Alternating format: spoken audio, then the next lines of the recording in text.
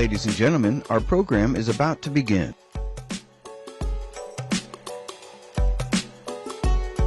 Please welcome Mirabella Brocate-Elbaz, Global Head of Brand and Marketing at Semaphore.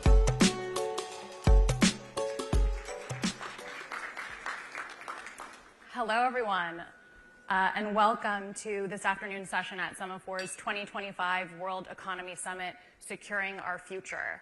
It's so wonderful to have you all with us today, and I hope you all enjoyed a lovely lunch or wonderful meetings today, and thank you for making the time to join us across these 3 days of programming at the World Economy Summit.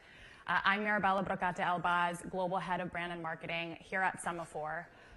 For those of you who may be less familiar, Semaphore was built nearly 3 years ago to help leaders find clarity in an increasingly interconnected and complex world, one that is shaped by polarization and really doing so with our fair-minded, independent journalism. We now have amassed nearly 1 million subscriptions worldwide, and the world's leadership is increasingly turning to Semaphore's journalism for our sophisticated and balanced news and insights. And the World Economy Summit is our platform dedicated to advancing the dialogues that we believe are most critical. Those that are really focused on strengthening resilience and catalyzing global growth during these kind of times of massive shifts within our global economy. And we did not quite imagine that the summit's timing would take place during such a consequential time in our global economy. We're obviously gathered here in Washington, D.C. At a moment of extraordinary uncertainty and extraordinary transformation in the global economy and in the world order.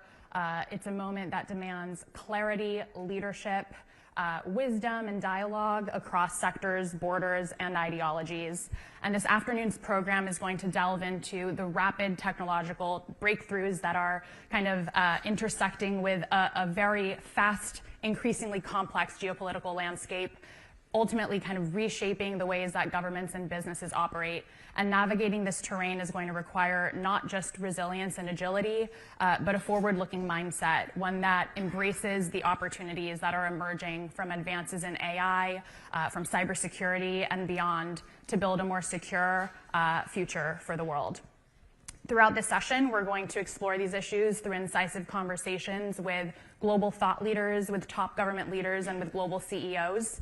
And to kick us off, please join me in welcoming German Finance Minister Jörg Kukies in conversation with Semaphore's business and finance editor, Liz Hoffman.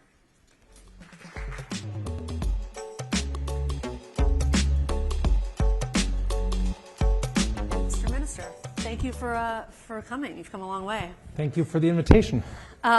So who knows what it'll look like by the time we get off stage, but on the trade talks, is Europe in a rush? Is the U.S.'s hand here getting stronger or weaker as this drags on?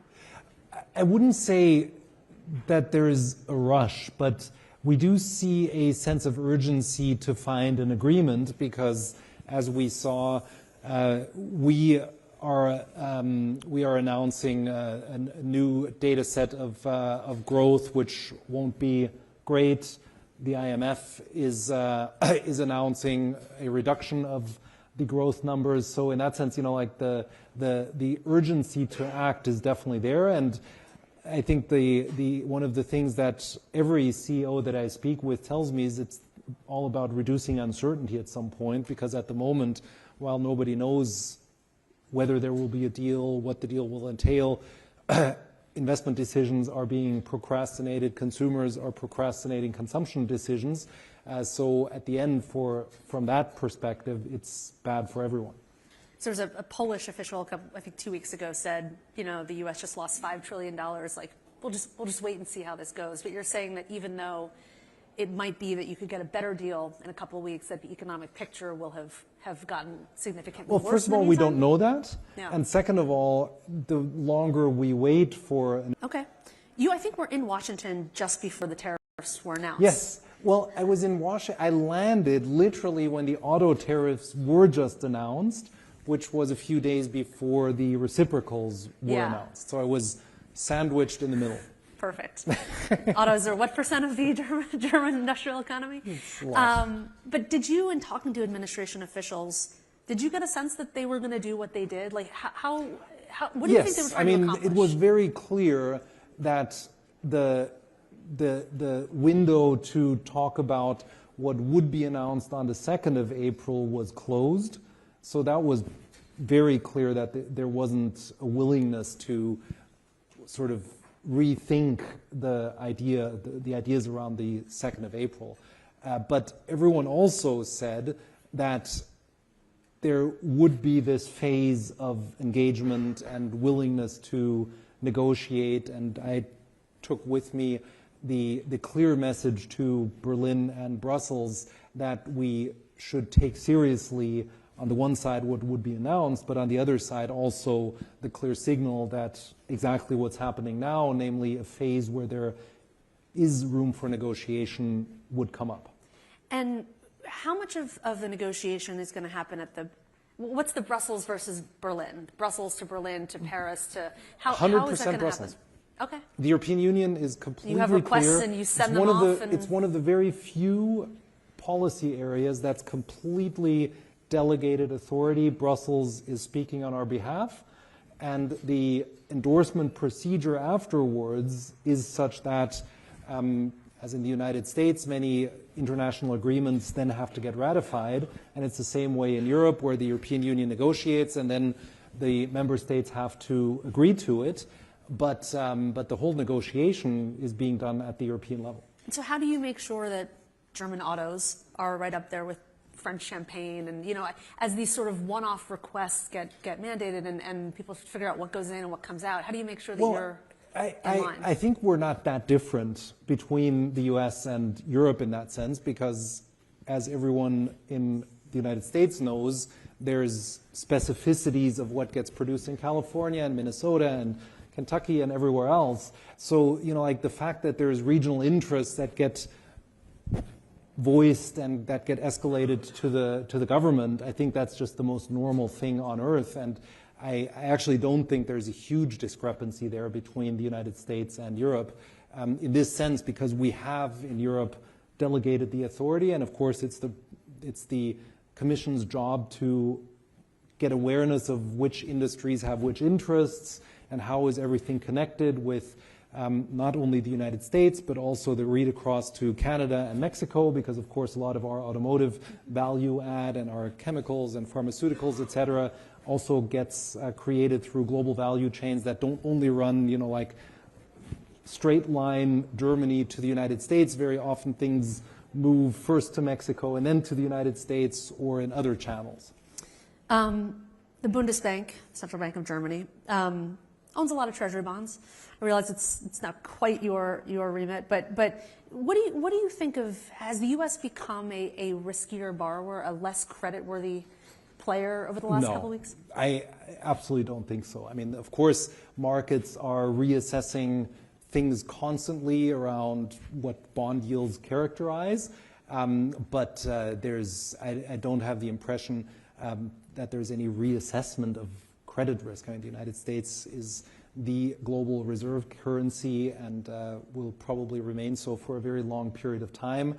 Europe has to get its act together in terms of creating a capital markets union to create more depth and more liquidity in our own benchmark bonds. Germany contributes to that.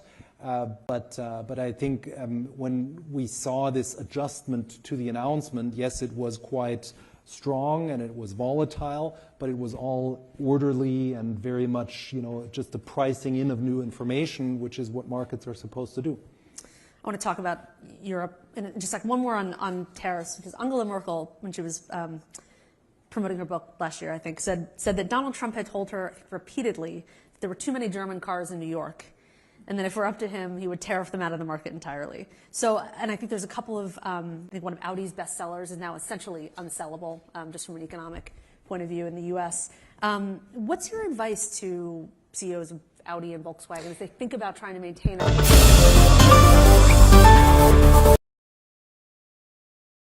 a BMW? Okay. Made And it's free trade at work. And yeah. it works because it's a BMW made in Spartanburg, South Carolina, right? Yeah. And it's true, and it's I'm not making this up. I just spoke with the Minister of Finance from the state of Baden-Württemberg, which is the home of Mercedes, and his new official car is also an American car built in Chattanooga by Mercedes, right? So this global value chain, I mean, BMW is the biggest exporter of cars by value of the United States of America. So in that sense, you know, like this whole intricacy of the value chains show that there really isn't such a thing as a pure American, pure German. There's a few exceptions, of course, but the large OEMs from Germany are all very big players in the United States. You think there'd be a way to get a cheaper BMW made in Germany, or like they wouldn't have to make that round trip? Well, but I think that's one of the ideas that, you know, like, and a lot of the automotive makers produce centralized certain types of cars in certain specialized factories, and then they distribute them to the world. So the fact that the large German car makers build some of their cars in Germany, some of them in the United States, some of them in Mexico, some of them in China is a perfectly normal economies of scale kind of thinking in business terms. And of course, tariffs distract from that, and tariffs make this whole system less efficient. And probably at the end of the day, if we overdo it, make us less competitive versus China rather than more competitive. In terms of making Europe more competitive, you know, when I talk to CEOs, what they say is, well, you can launch a product in one country, but you can't scale it. You come to the U.S. and you can have 300 million consumers, and you run into a boundary, you run into a border, you run into a currency problem. How do you make the investment community think that you are serious about fixing this time? Well, first of all, by nature, of course, the European market is less uniform than the American market because of the fact that there's many languages spoken and many specificities of the markets are different. We are a less unified political entity than the United States, and also culturally, we're also a bit more diverse. But that is, you know, like that's normal. What we have to urgently change, and what is subject to political agreement, is that we can and will need to deepen our common market for goods, which is already quite well integrated. For services, it's horribly integrated. So the integration in the financial sector, capital markets union, is not very good in terms of insolvency law. We have 27 insolvency laws, which makes scaling financial products much more difficult, consumer products much more difficult, for legal services. For many of these things, there's just no unified European market. And that's something the Draghi report, the Letter report, the Commission's strategy, the competitiveness compass, all say the same thing. We just now have to get into doing instead of always talking about it. Would this have happened without Donald Trump? Well, the whole discussion around European competitiveness predates the election in the United States. But the Draghi report, it came out, everyone said, that's nice, and it didn't feel like it had a lot of momentum around it. I wouldn't agree with that. I mean, there were already a lot of discussions around, and, you know, like it was mandated 2 years ago. So this whole discussion around the fact that around 2.5 decades ago, the European Union and the United States were at the same GDP level. Now the United States is about 45–50% higher, depending on how you currency adjust, than Europe. I mean, that phenomenon and that problem has been discussed in Europe for quite a long time. Of course, now this whole impulse on we now have to really urgently fix our problems, it has become stronger, but it's not only a Trump phenomenon. I mean, you know, Germany has been overly dependent on Russia for energy, on the United States for security, and on China for exports and imports. And so our problem, our fundamental structural problems, are not only associated with the United States, they're also associated with the fact that we've over-relied on building stuff in Germany and exporting it to China. We've been over-reliant on importing energy from Russia and not diversifying enough. So we have more issues in our structural problems of our economy than only the issues that Trump addresses.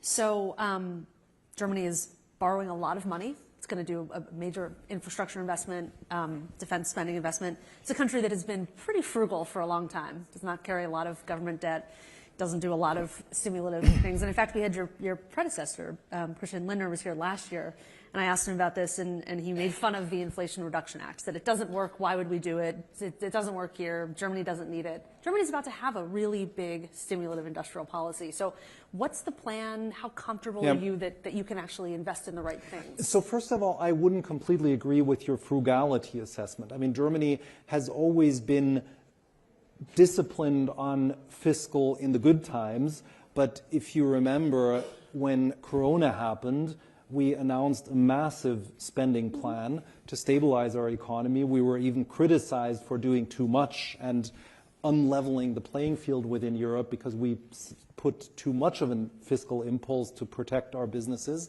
When the Russian invasion of Ukraine happened, we made a massive fiscal impulse to assure our energy security and to revamp our energy pipelines and infrastructure within 6 months.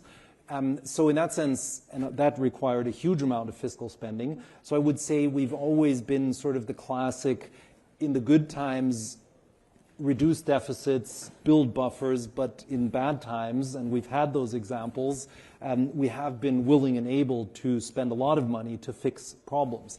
And that's where we are at right now. This is a bad time. This is a bad time because we are seeing that one of the three dependencies that we created is now coming to a big culmination point. Namely, the United States is now very serious in saying we will demand Europe to do its own thing on defense. The first wave, by the way, already came as a result of the Russian invasion of Ukraine. So Germany, after Russia invaded Ukraine, in fact only 3 days afterwards, announced a constitutional change that would allow us to go to 2% NATO target, which we had neglected to do, to be fair, for 8 years since the NATO agreement in 2014 to 22. We fell short on that, but we fixed it within the last 3 years, and we are now at 2%. So we are fully in compliance with all of the international agreements that we have. But of course, we see now that the world is changing and that Europe will have to do a lot more than just meeting the NATO target of 2%. Namely, we will have to be able to build the European pillar of NATO to be so strong that it can make a much bigger contribution. So that will require a massive fiscal effort. Some estimates of our constitutional change mean that we will be raising about €1 trillion of debt in the next 10, 12 years roundabout. So that is about 20%, 25%, depending on which reference year you use, of our GDP. So it's a very substantial amount. Is Germany culturally comfortable remilitarizing? Do you have that muscle? Yes. I mean, Germany, remember, up until the turn of the centuries, was already at 3.5% of GDP spent for defense. So this is not a new phenomenon to us that there is a threat from Russia. It used to be the threat from the Soviet Union. The Berlin Wall separated our country, and there was a strong willingness to defend against that threat. And so, in that sense, there is never a sense that we can relax. There was this period where the hope that we could extract a peace dividend was probably overweighted, but that's something that is now being fixed. And remind me how big the non-defense portion of the spending that you're doing is? Yes, so that's very simple. It's a 500 billion notional special fund that will be reserved and exempted from our debt fiscal rules that will be spent over the coming 12 to 15 years. So 12-year projects have to be filed and approved, and then they will be built in the remainder. So somewhere between 12 and 15 years, that money will be spent in roads, in bridges, in railroads, in ports, in 5G networks, in 6G networks, in digitalization, in health infrastructure. So it'll be a pretty broad definition of infrastructure. Okay. And the one thing that I have to add to that is we will not stop at the fiscal side. The one thing that we also have to fix is our lack of structural growth. So apart from the fiscal reform, we also need fundamental economic reform in the labor markets, in the energy markets, in reducing red tape, increasing planning and speed to market, in digitizing our offerings. So in a lot of those non-fiscal areas, we also need a very substantial growth impulse to increase our potential growth. Is the economy over-indexed to heavy industry, pharmaceuticals? You have a lot of automakers, a lot of big capital-intensive things. Where's the tech come from? Do you even need that? Well, I mean, I would say SAP is now Europe's largest company by market cap. Siemens is a massive tech company in Germany. If you look at our famous Mittelstand, there's a huge amount of tech companies in there. So in that sense, I would not agree with the fact that we are sort of what you insinuate a little bit, that we're more old economy than new economy. So there is a very good mix. But of course, the fact that we've been underinvested in the digital, the fact that we are traditionally a very debt finance-based economy rather than an equity-based economy has something to do with our pension system not being very reliant on equity returns and 401k type of saving for your own retirement, but rather a pay-as-you-go retirement system where there's no capital accumulation. We are changing that. Just to give you an example, every 6-year-old child will receive a 10 euros per month incentive to build up their old age retirement plan. So that will be paid to them between the age of 6 and 18, because we just think from a fundamental mentality shift, we have to think about a new generation that will grow up just getting used to investing in equity markets and seeing and associating that with a positive building up of a capital stock. So are these the venture capitalists of 2030 and 2040?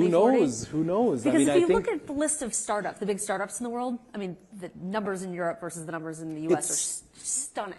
Yep. Stunning. How do you get some more unicorns coming out of the continent? Well, I think the fundamental difference between Germany and the United States is, I mean, I saw that when I went to university in Boston and Chicago, is people are already thinking of their retirement plans in forms of ETFs and 401ks and all of the things that are equity-based. In Germany, that is simply not the case. So the accumulation, and if you look at where the Sequoias and the Andreessen Horowitz get their money from, it's a lot of pension funds that invest there and then they deploy the money into startups. And this transmission chain just simply doesn't exist to the degree in Germany as it does in the United States. But it's not even a United States versus Germany thing. I mean, Sweden has a much more deep pensions market based on equities. Denmark has one. The Netherlands has one. Australia managed within a decade to build one. And that's the thing that Germany needs to do. Though I think, too, if you look at the big tech startup success stories that have come out of those places, Spotify, Adyen, I think they're basically all listed in America. They're all listed in New York. Yes. But there's a point at which the capital markets in Europe can't sustain. It's hard to start startups, hard to scale them, and then when they get big, they go somewhere else. How do you So change that? I asked the founders of a company called BioNTech, which became famous because it invented the vaccine against corona, which was founded by two professors in my hometown called Mainz near Frankfurt. When I asked them, why did you IPO in New York and not in Germany, they basically said the fund volume of biotech investors in Boston exceeds the fund volume of all investors in Germany. And as long as that's the case, you can't expect as dedicated and as sophisticated analysts and investor base in Germany as in, but that is also congruent with the lack of depth and breadth of equity markets in Germany. So that is certainly something that takes a long time, and Germany alone won't fix the problem. You need, of course, the European scale to address that and to become competitive there. So you need to get all the pensions in a room and say, take a little more risk? Is that the solution Well, here? it's not only a question, nudging is certainly an important element of that, but we also have to set the institutional prerogatives to allow that to happen. So we need to increase the incentives for 401k type of pension plans in Germany. And that's part of the coalition agreement of the new government, that both in the corporate pensions pillar and the private pensions pillar, there will be strong tax incentives and incentives to build up those equity-based retirement plans. But I'm not under any naive illusion that this will not be something that you make a reform and it'll be fixed. I mean, this accumulation of funds takes quite a long time, but we have to start setting the impulse and make it known to the world that this is something that is now happening. Well, we will have you back next year. We'll check in, see how it's going. Thank you so much for joining us. Very good. Many thanks.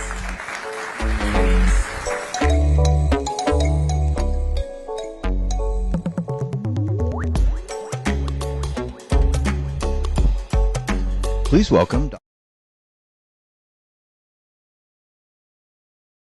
Counterterrorism at the White House National Security Council, and Shelby Talcott, White House correspondent at Semaphore. Okay, joining me now is Dr. Sebastian Gorka. Dr. Gorka has been a longtime advisor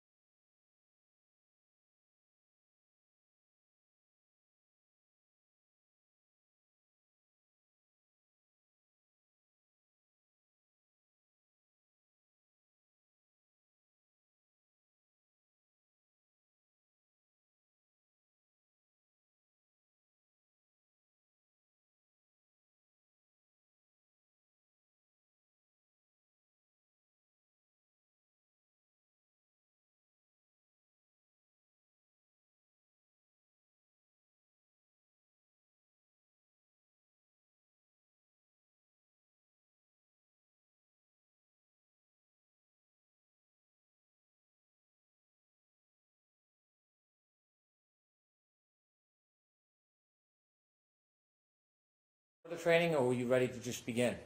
No, I had to go to the State Police Academy for break-in training was done. I was assigned to the Holden Barracks near Worcester. At some point during your time, Near Worcester. at some point during your time in your career with the Massachusetts State Police, did you start to receive any type of training in the specific field?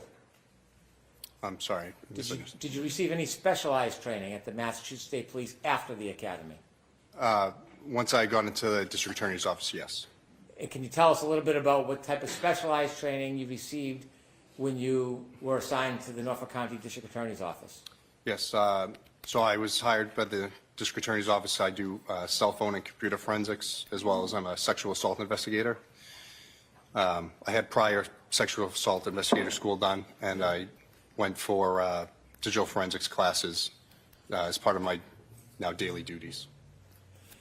In order to work with cell phone forensics, did you have any particular background in it at that point? I had taken some classes when I was at Nord PD, but I didn't have any of the Cellbrite or Axiom classes that I do now. We'll talk about those in a minute so you can give a little more explanation.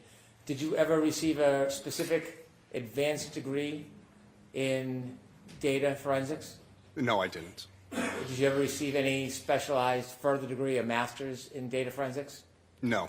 So your training came while you were a Massachusetts State Police officer through the Massachusetts State Police? Yes, that's correct. What type of courses did you take to learn about forensics? The first one I took was Cellbrite Certified CCO CCPA is their intro course that teaches you how to use the program and how to extract cell phones using Cellbrite program. There's a couple words I want you to help us understand. Yes. The first is an extraction. What is, as simple as you can, a cell phone extraction? Yes. Quite literally is plugging the phone into specialized hardware or software, and it pulls the data from that device to make a digital copy of it so that way we can load it up later to look at it. So when you extract the phone through a download, it basically mimics the content of the phone, but it's in a different shell, it's in a different form than inside the actual phone itself? Yes, exactly. That way we're not manipulating or changing any data while looking, because if we were to open the device, it would change data by going through the phone itself or computer. Okay. When you plug it in, can you explain a little bit about what you're plugging it into? Yes. So the main program and hardware that we use is GrayKey. It is, again, specialized software and hardware that once the phone's plugged into it, the software is able to extract the information if we have the passcode. If we don't have the passcode and the phone is supported, it's able to guess that passcode depending on how long. Like for an iPhone, if you have a 4-digit, it could take months. If you have a 6-digit, it could take up to 35 years. So does the phone have to be accessible to actually do that download through GrayKey? Do you have to be able to open the phone with the passcode?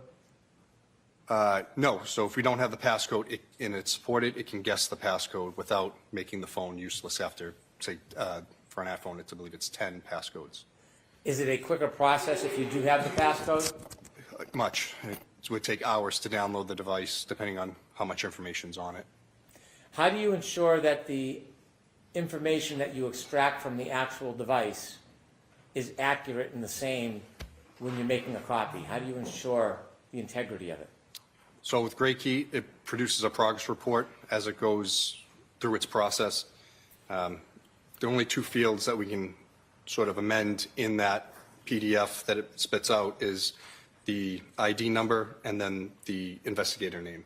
So after the data is pulled out, it creates a hash value, which is like a digital fingerprint for that specific information. So if you had gone in and to edit or change it, that digital fingerprint would change. It would change the big long string of numbers that it attaches to that file. The digital fingerprint, is that the same thing you're referring to as the hash value? Yes, exactly. And how do you ensure that the hash value of the product, the copy, is the same as what's on the phone? You can run the zip file that it creates with the information into a hash calculator, and it will give the same hash as what is produced from the GrayKey PDF report. So if something had changed or there was an error with it, the hash would not be the same as what was given from the PDF. And that's how we know that the data was not the same. So if you download a phone and it has a hash value, this digital fingerprint, and then someone was to manipulate the phone and remove anything, even a period, from that data, if it's run again, will the hash value change? Yes, it would not be the same because Even it will if it's show. just, I'm sorry, even if it's just a period? Yes, any alteration to that initial extraction with that number, it immediately would change. So if you have an item, a computer or a phone, and you put it through the GrayKey program, and you do an extraction, a copy, where do you store that copy of information if it's not on the phone that you originally have? What do you do with it? So once the program pulls that information, we have to place it onto our secure server at the office, and we'll take any of the files that were given via the extraction process, and it's saved there for us. And so you copy it on another link or another digital file? Yes, we'll save it to the server at the district attorney's office. Can it be put on a physical item, like a zip drive or a hard drive? Yes. If you put that download onto a zip drive or hard drive, how will you know if that information on the hard drive matches the same information you originally downloaded from the phone to the server through GrayKey? Again, like I said, you could run the hash value of that file again to correlate it with the PDF that we were given once GrayKey has given us the information. So that's how you would know all the information is the same, nothing has changed. So for example, if you download an iPhone and it has that digital fingerprint hash value attached to it, and you make a copy or multiple copies, is the way to test whether or not those copies are exactly accurate is to look at the hash value of each copy? Yes, and copying the zip file would not change the hash value. The only way it would change is if you physically went into it and deleted information somehow. So now that you have the item, say for example an iPhone, and you've downloaded it through GrayKey, which is hardware and software, and it's on a digital file, can you just open it up and start reading it like a report or a book, or do you have to do something else to it? No, once it's pulled into that zip file, it has to be opened into another program, which there are many forensic tools, but the ones at the office we use are Cellbrite or Axiom. They're just two brands, and then those programs make that information readable so we can actually look at it. So if you were to download a forensic copy and you were to open it up without using that subsequent software, would you be able to read or see anything that's on that data? To be honest, I don't know because I've never opened one of those zip files to know what's actually in them. After the extraction happens, after there's that copy made, did you mention this further software you would use to be able to actually read the data? Yes, so that's Cellbrite and Axiom. They're two different programs, but those programs will make the information readable. Are those the programs that you typically use? Yes, they are. And there's other programs out there, but those are the two that we normally use at the office. Are they commonly used in the Massachusetts State Police? Yes, they are. Are there other programs beyond Axiom and Cellbrite that can be used to decipher the information so you can read it? Yes, there's many. In your entire time with the Massachusetts State Police, have you used any other programs other than Axiom or Cellbrite? To look at cell phones? Yes. We have Sanderson forensic software that can look at databases that are in the phone to look at information. I don't normally use those because I don't want to say, I'm probably not proficient enough that I would know this exactly means this, or I wouldn't want to confuse anything that I'm looking at. When you look at the information after it's been through the extraction and then the analysis through the software, is the data still available if you want to look into the data? From the zip file itself, sir? Yes. Yes, it's always available. It's, like I said, the data in the zip file that GrayKey gives us has never changed. It's just being loaded into another program so we can see it. That's all. The software that you use, whether it's Cellbrite or Axiom, does that do the work for you as a forensic examiner? Yes, so it runs, as the program runs, I should say, it will bring up different tabs, so it'll say phone calls, chats, photos, the databases, all different things that Cellbrite, their software, has run to pull this information out to make it easier for investigators to find what they're looking for. Beyond the initial report that you can look at and look for the information, if you wanted to as a data forensic examiner, could you look deeper beyond the production of those software programs? Yes, you could. Forensic data analysis, when you look at these tools that provide these initial reports, is that the beginning, or does it dig deeper when you're a digital forensic analyst? No, these reports are finding the low-hanging fruit in the proverbial tree. So it's showing you the stuff that the program is set that most people are looking for. As I said, the phone calls, the chats. If you need to go deeper into it, as I said, there's other software out there where you can pull these databases and try to go through the code to find what you're looking for. Once you find something, you would have to corroborate it with other evidence or data to make sure what you're looking at is exactly what you're looking for. Have you been involved in the download, extraction, and analyzing data on phones as your role with the Massachusetts State Police? Yes, that's my primary role in the DA's office currently. And how many years have you been in that role? Since November of 2019, so 5 years now. Have you worked on a number of different cases that involve forensic data? Yes, I have. Is there a routine or a practice in your present role when you make a copy about what process you use and how you produce it in a case? I wouldn't say there's a normal process. It's all case dependent.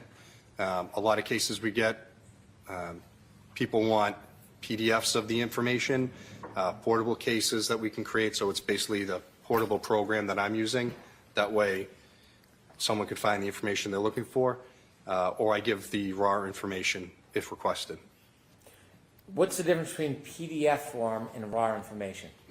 So Cellbrite can create a PDF form of every bit of information in the phone. It could be like a 10,000 page PDF. It literally just lists everything that's in there. If I create a portable case, as I said, that is basically like me giving you the thumb drive, and it's showing you exactly what I'm seeing, and you can click on the tabs yourself from your own computer. And then if I give the raw file, that means someone has to go in and load it themselves to look for it. Typically, when you are producing evidence of discovery in a case, do you produce PDF or the raw file? As I said, it's all case dependent. Not all cases have forensic experts to come in to look at the information, so I'll supply whatever is requested.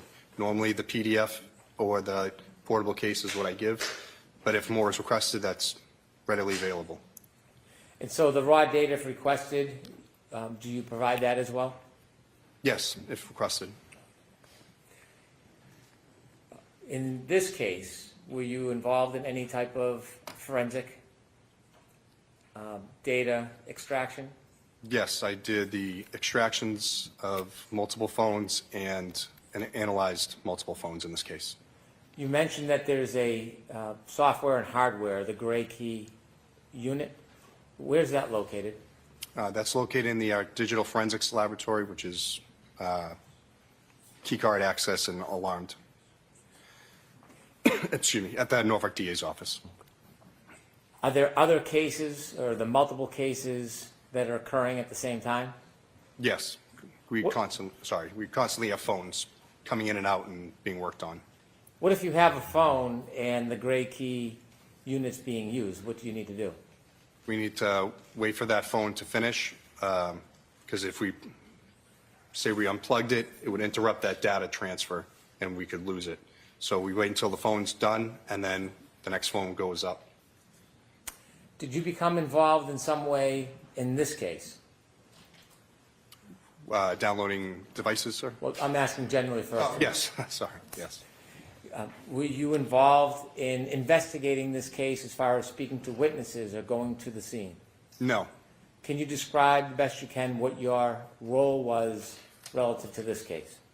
Yes, so I was brought, as I said, phones from this case to have the data extracted and then have it ready in our Cellbrite program for the investigators to look at.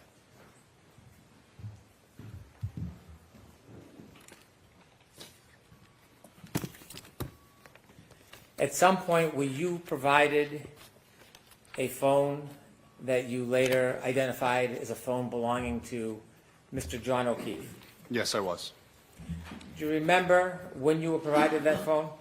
Yes, it would be January 29th, 2022, about 7:30 p.m. that night.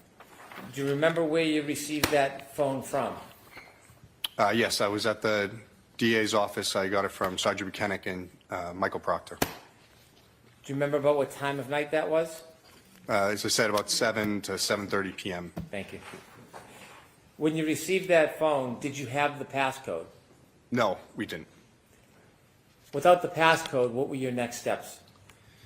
So the phone was placed in our digital forensics lab until we could get the passcode. I was told that a family member was going to be bringing it in so we could download the device. Did you ultimately get that passcode? Yes, we did. And do you remember when you received it? January 31st, 2022.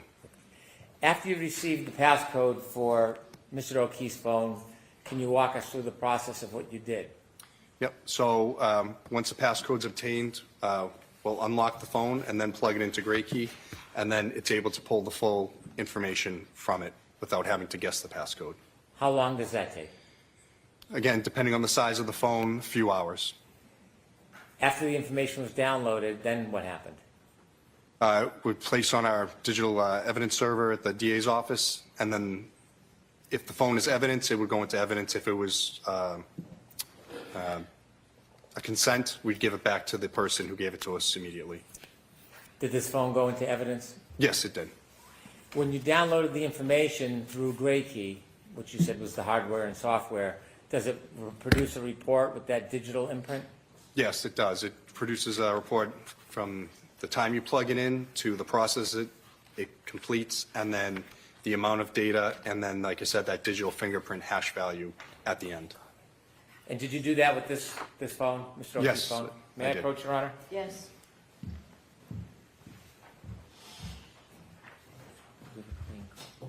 Highlight.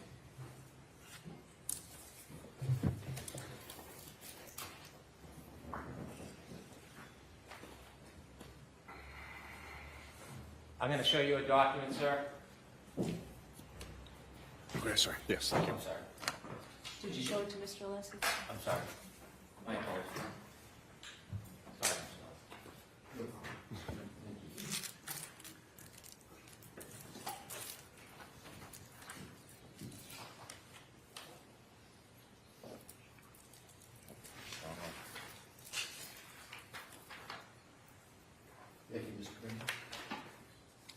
May I? Yes. I'm showing you a document. If you look at both pages, please. Okay. Do you recognize that document? Yes, this is the, I'll just ask you a couple more Oh, sorry. questions if you don't mind. What is it? it's the GrayKey progress report that they give once the phone extractions are completed. Do you recognize that as the report that is attributed to John O'Keefe's phone? Yes, And does that document have that digital imprint, the digital fingerprint that you were talking about? yes. So it's in, yeah, so it's here on the back. I just want to see if it was in two places. But it would be here for the, sorry, it's got cut off, Why but, don't I put it up for an exhibit so that you Okay. can see it? Okay. I'll ask you some questions. okay. I'd like to introduce this as an exhibit, please. No objection, Your Honor. Okay, thank you. Is it 18th of March?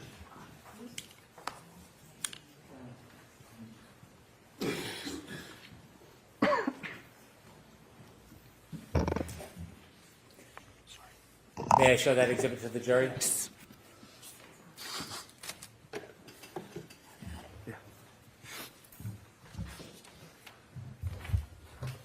May I approach the witness to show him the pointer? Yes.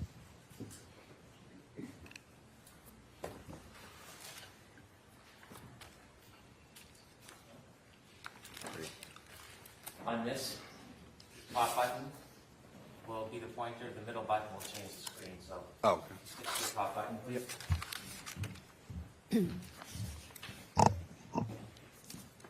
Can you walk us through what this report means? Yep, so here at the top, there it is. Again, it says GrayKey progress report, and then it gives the report generation, date and time, and it is in UTC, which is, get the exact definition, universal time coordinates, I believe. So you'd have to minus 4 or 5 hours depending on daylight savings time. So this one would have been January's -5. 1610, so it'll be 1 noon, 12 o'clock for the actual time on the 31st. As we go down, device name is Johnny.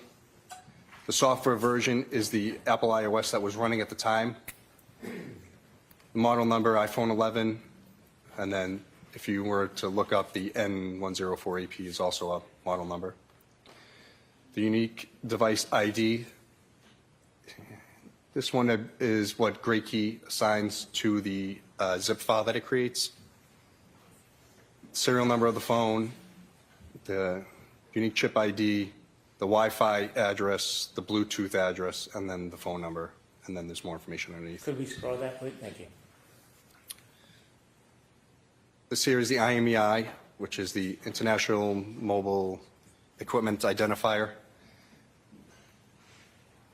It's not uncommon now to have multiple of those identifying numbers. The data partition size of the device, which is 83 gigabytes. The lock state, if the phone was locked, it would say locked. This one is unlocked, so we had the passcode. This was the Gray Key Agent version for the software. And then this is the last time that the phone was backed up via iTunes or iCloud. This is the owner's name. You can have anything in this, but his phone had John O'Keefe set as the iPhone owner name, and then the different accounts attributed to the phone. Okay. Can you show us where the digital fingerprint is? Yep, it's down. So that, the top part here is literally every time when it's plugged in to every process that it completes until the progress report is generated. Here is the full file system was created on this date and time, and then even though the partition size was 82 gigabytes, it actually pulled 125 gigabytes of data. Underneath this, if you're on the next page, is that unique fingerprint right here. So it has two, a SHA-256 and an MD5. They're just two versions of hashing to show that the file, they're unique fingerprints, and that's what these numbers are here. So there's one for the image of the extraction, and then one for the keychain for the other documents that Gray Key creates. And you mentioned that if anything has changed, even a period, that number and letter sequence will change as well? Yes, that's exactly right. Did you have an opportunity to download and extract any other phones? Yes. At some point, did you have an opportunity to download and extract a phone from the defendant? Yes, I did. Do you remember when you received that phone? I got the phone the same time as I got Mr. O'Keefe's phone, on the 29th at around 7:30 at night. And so you received both phones at the same time Yes, from the same people? correct. Trooper Buchanan? Yes, Trooper Proctor? yes. What did you do with that phone? Again, that was brought down to the digital forensics lab for holding until we could get into it, or a warrant was written, or whatever legal process was going to be done, so we could get that information. Do you secure it? Yes, that room is locked with keycard access that only myself and two others have, and it's also alarmed. Do the case officers or investigators that aren't part of your unit have access to those items? No, the only ones that had access were myself, Trooper Connor Keefe, and then the director, Samantha Vogt. She's a civilian that runs our lab. Okay. And at that point, were you able, after there was process, were you able to get into the phone at first? No, it wasn't supported by Gray Key, the phone model and number. What do you mean it wasn't supported? So the software, even if we had a search warrant, we plugged it in, Gray Key wouldn't be able to recognize it because it just wasn't supported at that time. When you say it wasn't supported, does this have anything to do with a passcode? For both. So we didn't have the passcode, so because we didn't have it, it wasn't supported for us to download that information from the device. If you had a passcode, would it have been supported? Yes, it would have been. So is there a process when you have a phone that you don't have a passcode for to be able to access the content of the phone? Yes, that's correct. We have to wait until we either have the passcode or the software and hardware is supported for the device where it can try to guess the passcode. So let me ask you some questions about software. In forensic data analysis, does software change frequently? Constantly. When the software changes, does it advance? Does the software get better? Yes. Yes, it does. At the time you first had the defendant's phone, the software you had was unable to access the contents? That is correct. What do? Do you look for other software, or do you wait for updates? What's the process? If there is another software out there, we will use it to try to get the information. If not, we are at the mercy of waiting for the developers to come up with the information for us. Did you wait in this case? Yes, we did. We had to wait. Ultimately, did software advance so that without a passcode you were able to access? Yes. How long did you have to wait before you were able to access?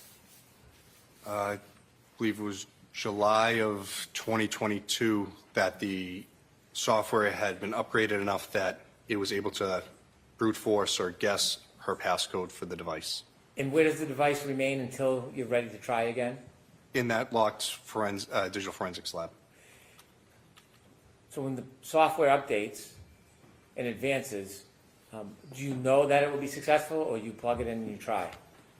No, so on Gray Key they have like a link where you can click and it brings up a whole matrix, so it shows every make, model of phone and then the software associated with it, and it says it can do a partial download, a full download, a password guess. And it tells us, so when there's a new update, we'll check that to make sure that the devices we have can be accessed. Did you make an attempt to have the software access the phone without a passcode? Objection, Your Honor. Would me approach, please?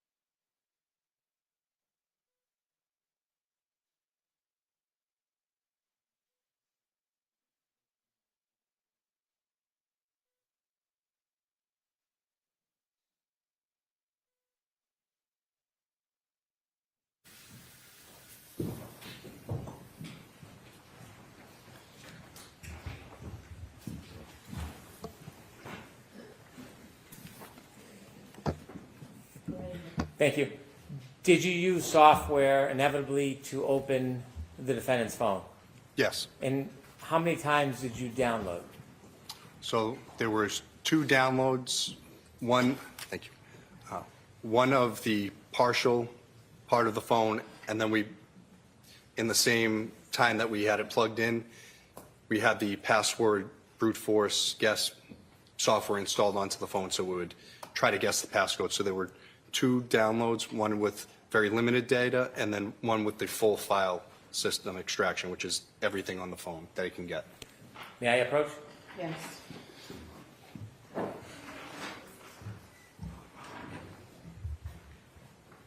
I'm going to show you 2 documents, sir. Dismissal is yes. Need a copy? Do you have an extra copy of the book?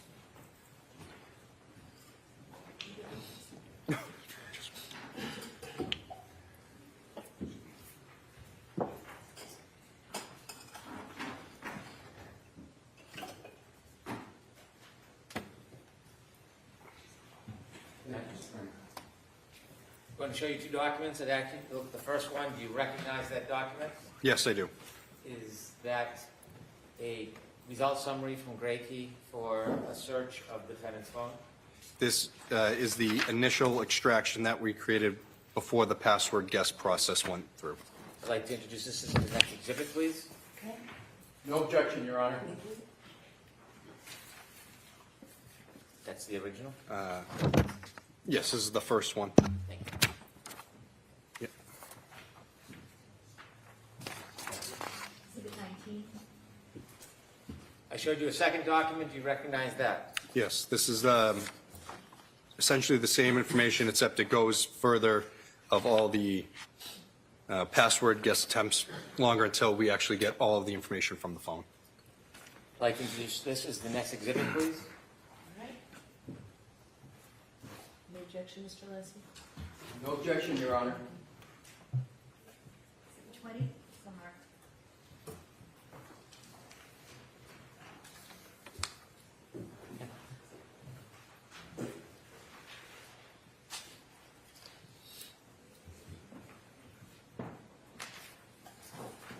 Could I have the previous exhibit as well, please?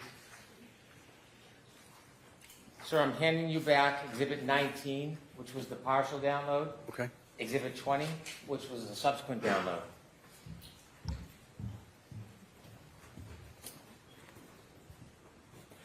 You mentioned hash value changes with the content of each download. Yes. Is there hash values specifically assigned to each download? Yes, there is. Are they the same number and digits in digital fingerprint? No, they're not. And explain again why they would be different. Again, the first one was the partial. It was only 45 gigabytes of data, so it has one number. The second download was 109 gigabytes of data once it got the passcode. And again, that number is completely different again. And again, like I said, the information is not the same, so the hash values won't be the same. Were the two other phones that you inevitably analyzed? Yes, there were. Let's start with the first one. Did you have an opportunity to create a file on a phone that came from Kerry Roberts? Yes, I did. Now, you said it's a two-step process. First is the extraction, the copying, and then it's creating the file. That's exactly right. With Kerry Roberts' phone, did you make the extraction? Did you plug it into the Gray Key? No, I didn't. Who did? Trooper Connor Keefe. How do you know Trooper Connor Keefe? He went to meet with Kerry Roberts, received the device from her. He brought it back to the office and did the extraction. His name is also on the extraction Gray Key progress reports as well. And he wrote 2 state police reports regarding it. Do you work with Connor Keefe? Yes. He works with, I'm sorry? Yeah, I would say we do the same, essentially the same job working together. So he's in your unit, Yes, he is. in the digital forensic unit. That's correct. That phone, did it come with any paperwork, any forms? Yes, he had 2 signed waivers of consent from both parties for each device, one for each device. And so as far as the copying, the extraction, you did not do the extraction on Kerry Roberts' phone? No, I did not. After it was plugged in and a copy was made, did you then access it? Months down the road. Were you assigned at that point to analyze or look at any of the data on that phone? Initially, no. At some point, did you create a file so that you could provide it to the parties? Yes, I did. Was that upon request? Yes, it was. And separately, did you know, or did you, let me ask it a different way. Was a phone from Jennifer McCabe extracted? Yes, it was. Did you do the extraction? No, I did not. Was the information, after extracted, again provided to a digital file? It would have been, yes. Did you, at some point later, did you make a copy to provide to the parties? Yes, I did. Can you tell us what a USEF reader is? So the UFED reader is a portable case that I can create through Cellbrite.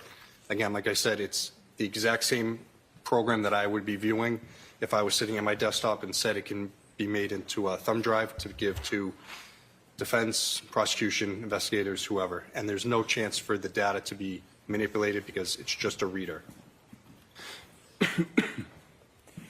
When you have the digital file that's been extracted and then created into a PDF or a form that can be read, can you print the entire file on paper if you'd like?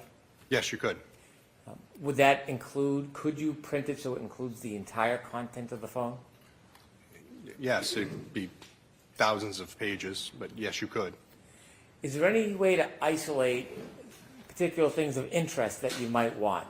For example, if you wanted just the chats between two people, is there a way that you could have a program isolate just those chats and then give you all of them in a form that you could read? Yes, so you can go in to cherry pick whatever information you're looking for to create into PDFs or other, it gives 5, I think, different mediums. You can have it output HTML, portable cases, XML files. If you wanted to create a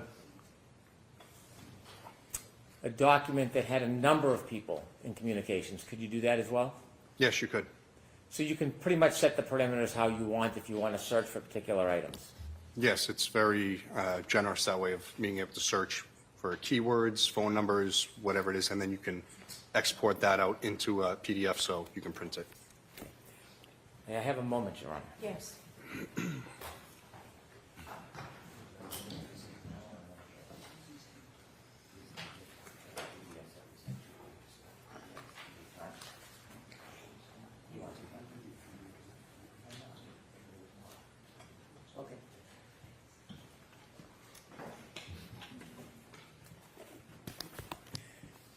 Did you go through the program and create a number of documents that isolated specific information that you wanted? Yes. For example, did you go through and create a report for all of John O'Keefe's calls for a period of time? Yes, I did. Did you go through the program and create a report for all of the calls between John O'Keefe and the defendant for a period of time? Yes, I did. Did you go through the program and create a specific document that would show just the text messages between John O'Keefe and the defendant? Yes, I did. Did you go through the phone and create specific separate documents for communications, phone calls, and text messages between Mr. O'Keefe and other people, not the defendant? Yes. For example, Ms. Roberts, Yes, that's correct. Ms. McCabe. Yep. Did you go through any of the phones and create documents to show any text or conversation between parties not involving John O'Keefe? If directed, I could, but I don't believe I did. When you took on the task of creating these documents, was it something you did on your own or something that you would wait for a request from a prosecutor or another officer? I would wait for a request. Again, my knowledge of most of the cases is very, very limited. So if they're looking for something specific, I can assist them. If they need some type of help, I can assist them. But normally, I will open it up for them, and they have a better knowledge of the case, so they know what they're going to be looking for. Everyone in our office is Cellbrite trained, or if someone new comes in, that's the first thing they'll go to is to a Cellbrite training, so they know how to use this program.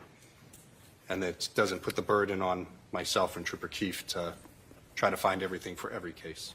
Thank you.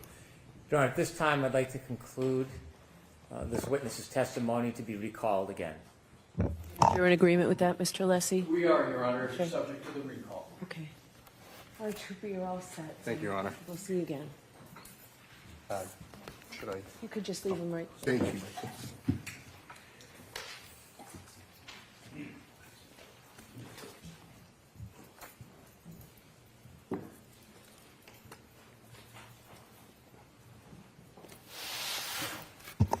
Do you have another witness, Mr. Brennan?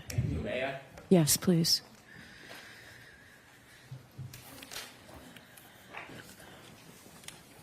Commonwealth calls Mr. Whitley.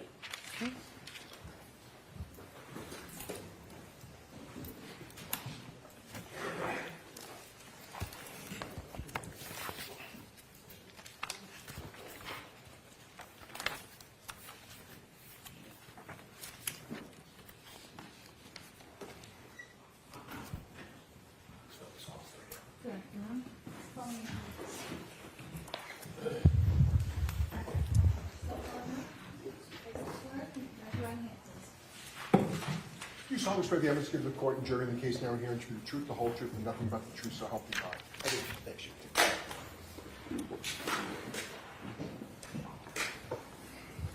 May I? Yes, please. Thank you, Your Honor. Sir, could you please introduce yourself to the jury? Hello, my name is Daniel Whitley, W-H-I-T-L-E-Y.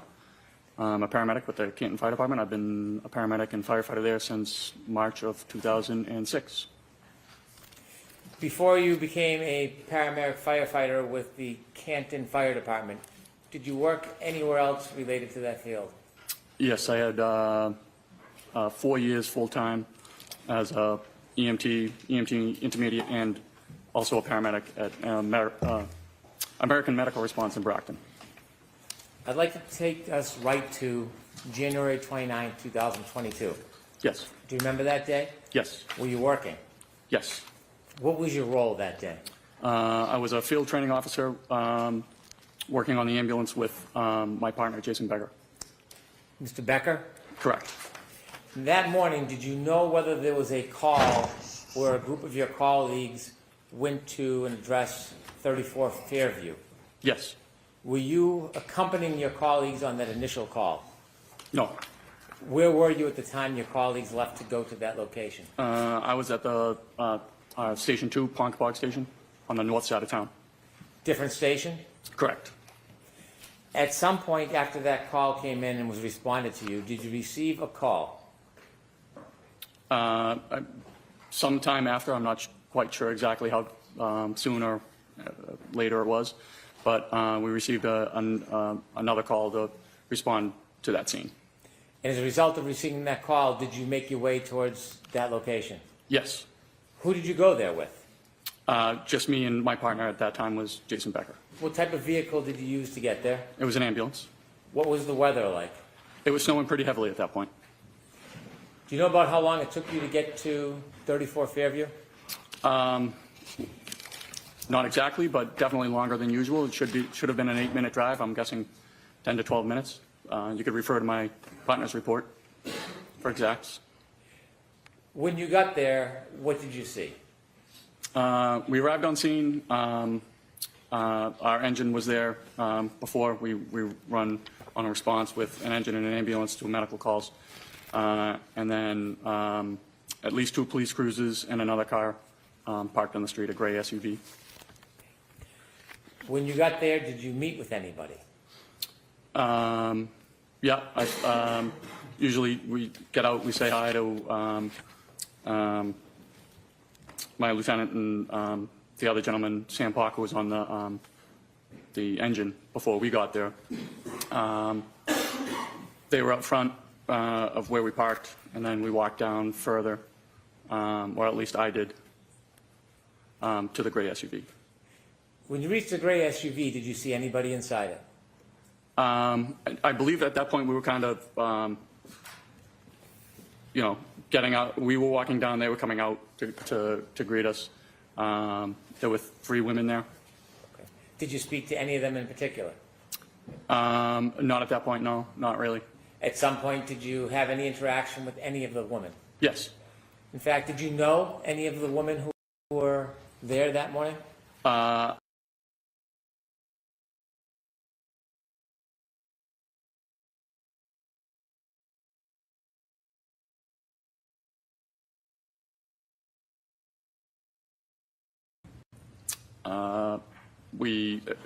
She helped organize a neighborhood block party, and I would volunteer every year to bring the fire truck to the block party and show the kids the fire truck for a little bit. So you knew her well? No. Were you friends with her? No. Friendly? I just would describe us as acquaintances. Did you ever socialize with her personally, other than the block party? No.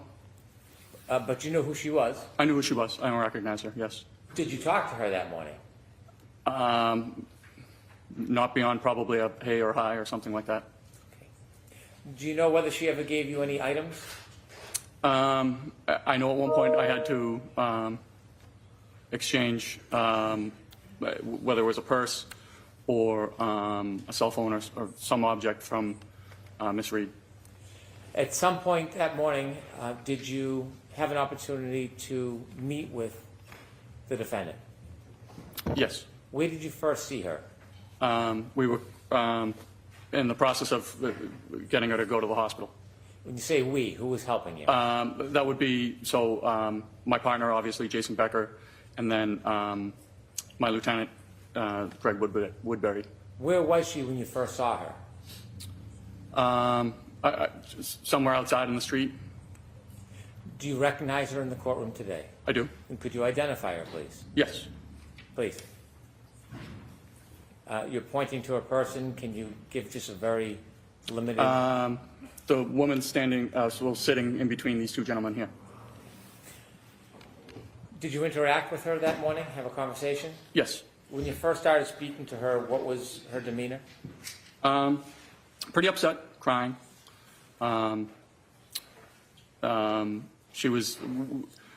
We had a Section 12 in hand, which is a medical order or a police order to be taken to the hospital for a psychological evaluation.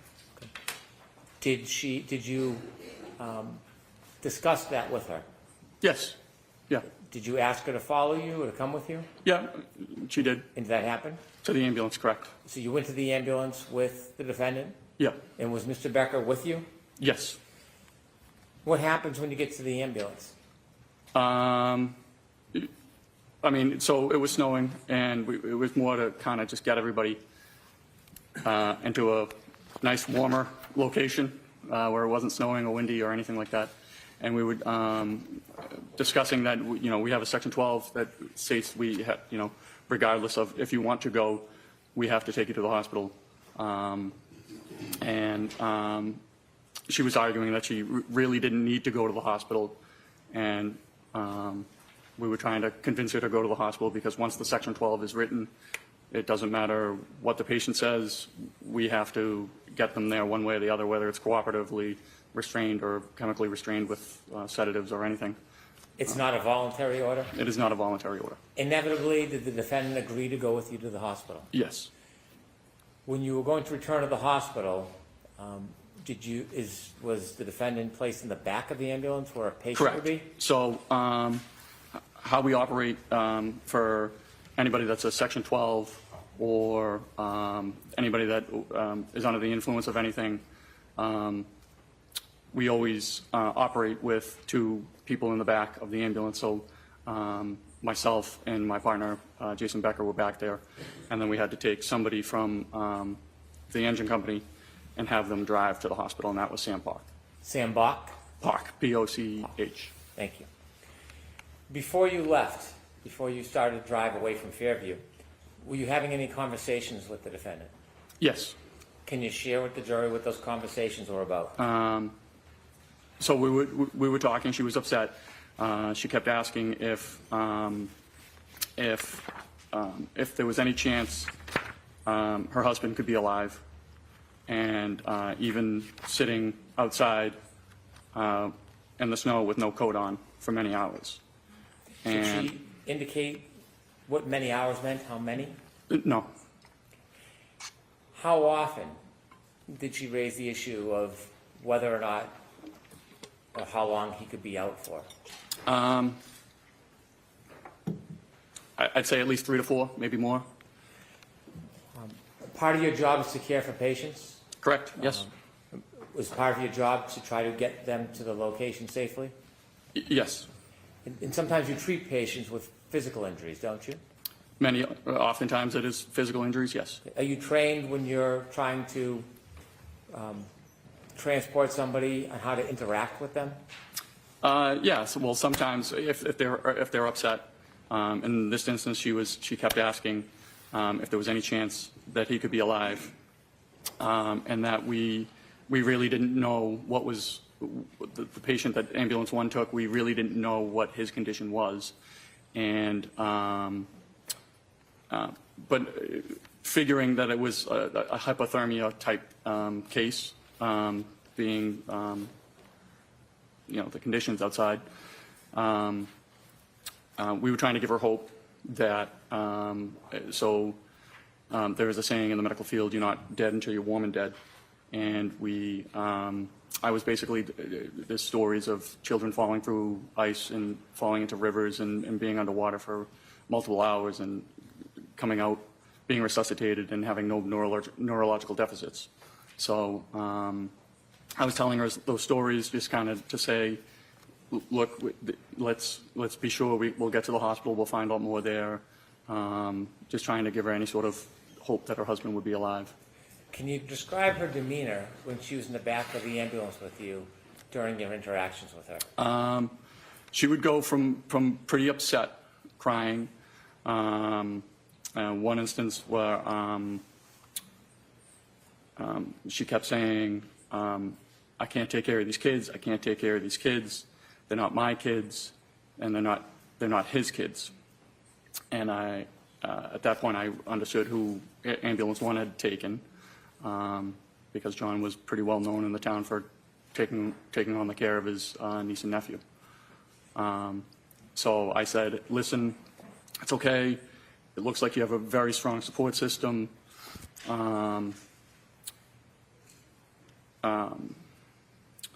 And then Miss Reed said, do you know Carrie Roberts?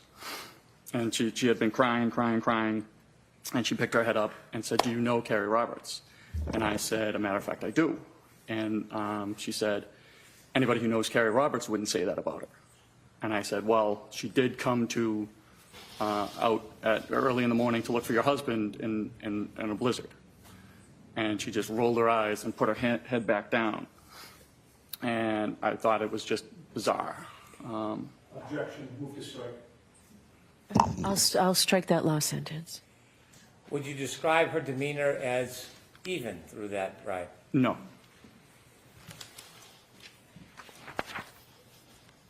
How long did it take to get to the hospital? I mean, you can refer to my partner's ambulance trip report. I'm sure it has the... Do you have it right with you, sir? I do not, no. Well, let me ask you. I would guess about 15 to 20 minutes, somewhere in there. You don't have an exact memory? No.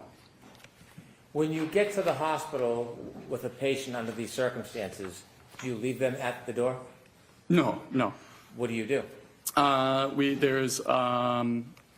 have to hand off care. So we go in and we have to give a report to a nurse to let them know what their condition is, why they're coming to the hospital, and what we found taking them to the hospital. When you got to the hospital with Miss Reed, did you interact with the hospital personnel? Yes. Do you typically, after you hand off a patient to staff, do you leave? Typically, yes. This time, Miss Reed was, I'm going to say, not really cooperative with the nurse there. The nurse was asking her to get into a Johnny, give a urine sample. She was not cooperative. The nurse tried to work with her, had an ER tech go and ask the doctor if she had to get into a Johnny. She came back. She said, yes, she's a patient. She has to do all the normal stuff. We really didn't feel comfortable actually leaving the general area. I don't know if it was just shift change or what, but security wasn't there. And with her demeanor, we just didn't feel comfortable leaving the nurse by herself with Miss Reed. You said that there was some difficult times. Was there some difficulty about the defendant accepting wearing a Johnny? Yes, she was refusing to get into the Johnny, and the nurse kept saying, well, you got to get into this Johnny. The nurse did try to work with her and you know, asked the doc if... Objection. I'll allow that.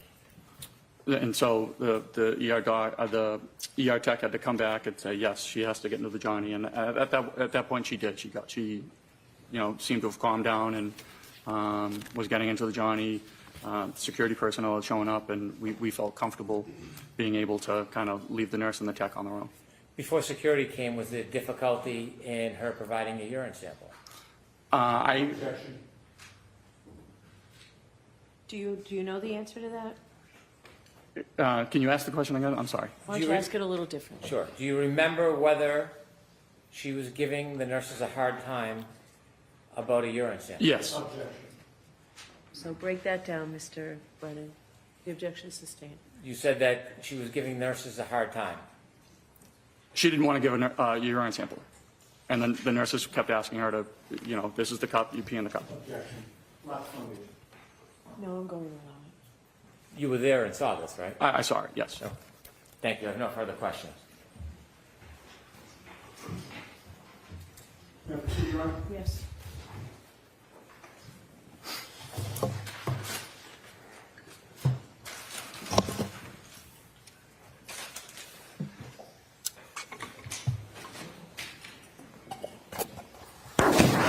Good afternoon, sir. Good afternoon. Sir, you knew before you got into Ambulance 2 that you were heading to Fairview Road for what is called a Section 12, correct? We were dispatched for a Section 12, correct? Right. And that was not your first call for a Section 12, right? No. You had been in that job since 2006? Yes. You've handled a number of them over the years, correct? Correct. The fact that the call came in as a Section 12 gave you some idea of the nature of the issue that you might be dealing with, correct? We had an idea that it was for a psychological issue, correct? Right. It told you that somebody at that location was suspected of being in some type of either psychiatric or emotional distress, correct? Yes. And on your crew, or of your crew, I should say, you were the one to drive the ambulance 2 to the residence, correct? I drove to the address at Fairview. Now, you've said that when you got to Fairview Road, you don't recall the time, but you do recall that there were still emergency vehicles on scene, correct? I do. There was nobody lying in the front lawn of 34 Fairview at that time, correct? Correct. And do you know how much later after 6 a.m. you would have gone there? You'd have to refer to my partner's report. You don't know if it was minutes or hours later? It was minutes. It was within the hour. I don't know exactly. Within the hour, Yep. okay. And you said that there were, or you testified that there were 2 police vehicles on scene, correct? At least 2. At least 2. There could have been more than 2. It certainly could have been. And those police vehicles in such a situation, particularly with the snow falling down, would have had their blue lights flashing? I'm not exactly sure if they did or they didn't. Sometimes the police shut off their lights when they arrive on scene. Sometimes they don't. Okay, so you don't have a memory one way or the other? No, nothing sticks out. But those police vehicles certainly were not hidden. They were in plain view, correct? I would say so. Minimum of 2, maybe more. Correct? Yes. And there was also a gray SUV parked near that residence? Correct. And there was a fire engine there as well, correct? Correct. You called it our engine, right? That was from your... Well, it would be engine 3. Engine 3, from Or at your least station. the Station 1 engine. I'm sorry? The Station 1 engine. I So see. so Canton Fire has 2 fire stations. We were coming from the second station. The Station 1 engine is the one that responded to Fairview. Okay, and that was a typical large fire engine, correct? Yeah. And did the fire engine have its lights on? I assume it did, only because we rarely shut our lights off on a scene. Sure. And there were police officers walking about, milling about? Yes. Do you know how many? I know I spoke with Officer Sarif and Officer Mullaney, Okay. And so were at there- least 2. And you know them by name? Yeah, Canton's a fairly small town, so you run into the police on a regular basis. Sure, and you work cooperatively with them, correct? Yes. Were there other police officers besides Sarif and Mullaney? I'm sure there could have been, but I don't recall ever speaking with them or interacting with them. Okay. Were there other EMTs or firefighters there when you got there? Just my Lieutenant Woodbury, and then Firefighter Sam Park. Okay, and they were in charge of Engine 1? Well, the Station 1 engine. The Station 1 engine? Okay. And there were also civilians on scene, correct? Correct. So you would agree that there was a lot of activity outside 34 Fairview, correct? There was a fair amount of activity. I mean, there were people and vehicles and lights surrounding that residence, correct? I assume so, yes. Well, you were there, so Yeah. you don't really have to assume, you know, right? There was at least 2 police cruisers and a fire engine. Right, and civilians, And and police officers, and firefighters, correct? And civilians. Correct. All right. With all of that activity outside 34 Fairview, did you ever see the homeowner come out of his house? I wouldn't have known the homeowner. Do you ever see anybody exit the house? I was not focused on the house at all. All right. You were there to do a job, correct? I was there to take somebody to the hospital. Right.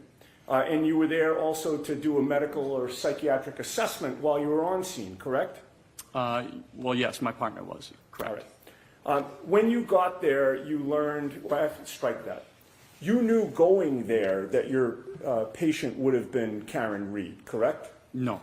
Okay. When you got there, you learned your patient was to be Karen Reed, correct? Yes. All right. And given the nature of the call, you knew when you arrived that you would be transporting her to the hospital, correct? Correct. One of the first things that you tried to do was to get a medical history from her, correct? Or my partner. All right. And you were present for that, correct? I may or may not have been. Getting a medical history is important so that you can pass along information to the hospital when you eventually arrive there with the patient, correct? Yes. And you know that when assessing and treating somebody, getting more information is always better than getting less information, correct? Not necessarily. Okay, so there are times when you'd like to get less information from a patient before you transport them? So it would be pertinent information. For instance, if somebody was complaining of chest pain and they had, stents placed in their heart, we wouldn't talk about how they had their tonsils removed when they were 12. Okay, fair enough. But getting more information is not going to negate the crucial information that you do get, correct? I mean, it certainly could in a critical stage. If there was a critical patient, we wouldn't typically overburden passing off a report to a nurse or a doctor with non-pertinent information. Okay. It's not your testimony that getting less information is always better than getting more information, is it? I would say getting pertinent information is better than having... That wasn't my question. My question was, is it your testimony that getting less information is always better than getting more information, sir? I would not agree with that, no. Okay, thank you. Now, the medical history that was taken from Ms. Reed listed her as having multiple sclerosis, right? I want to see it, please.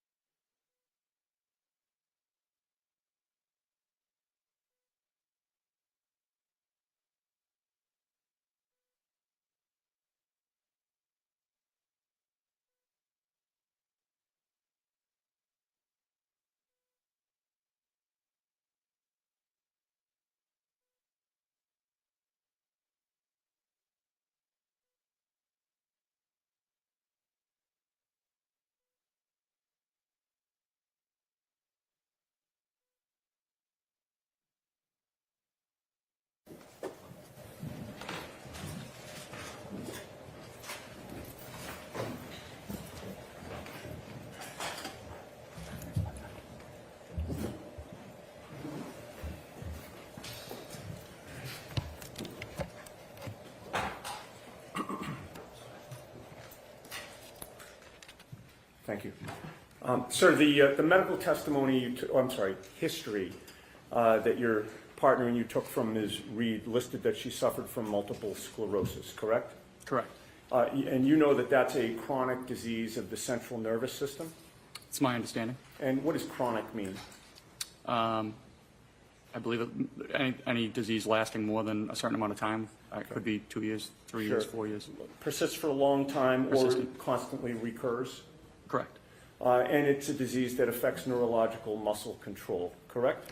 That's my understanding. And last question, it's also a progressive disease, which means it tends to get worse over time? My understanding.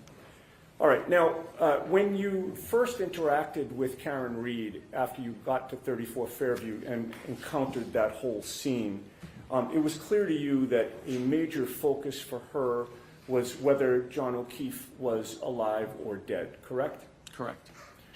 Bless you. She asked if somebody could survive after having been found in the snow without a jacket, correct? For many hours, correct. All right. And you mentioned something about hypothermia, that you assumed that you may have been dealing with a hypothermia situation from earlier, correct? Well, she said that he had been out in the snow with no jacket on for many hours. And you assumed hypothermia was your testimony, correct? Yes. You are not qualified to diagnose hypothermia, are you? I'm not a doctor. Okay. And you don't know if your assumption about hypothermia was correct or incorrect, correct? Is my assumption correct?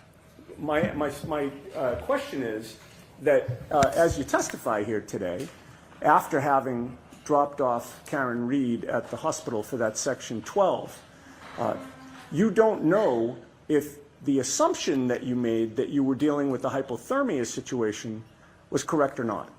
Is that right? Well, they were certainly working on him at the hospital as a hypothermia patient.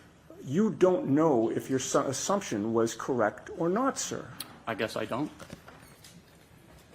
And you told her, in fact, that you could not speak to that, correct? I'm sorry, to what? In terms of how long somebody could survive outside, correct? I couldn't speak to his condition is basically what I was trying to say to her. All right. But she still persisted in asking you over and over if he was alive or dead, correct? Correct. She wouldn't let that go. Is that fair to say? Correct. And that was despite your not being able to give her an answer, correct? Again, we were just trying to sort of give her any hope. Right. Okay. So she kept asking it, and you were trying to give her hope that he could still be alive, correct? Correct. All right. Now, today you claimed that her demeanor had changed when you mentioned Kerry Roberts, correct? Correct. And the term that you used to describe her demeanor when you mentioned Kerry Roberts as being part of a support system, what term did you use? I'm sorry. When you just testified on direct examination, did you characterize the way that she reacted when you mentioned Kerry Roberts? She had been crying in her hands, and I said, you know, it looks like you have a very strong support system. And she picked up her head. She had her face in her hands. She picked up her head out of her hands, looked at me, and said, "Do you know Kerry Roberts?" And I said, "As a matter of fact, I do." And she said, "Anybody who knows Kerry Roberts wouldn't say that about her." Okay. And you've previously described that in testimony last year as her being snarky was the term you used, correct? Correct. But you were first interviewed by the police on February 8th of 2022, correct? If that's what the report says, yes. About 10 days after this? About that.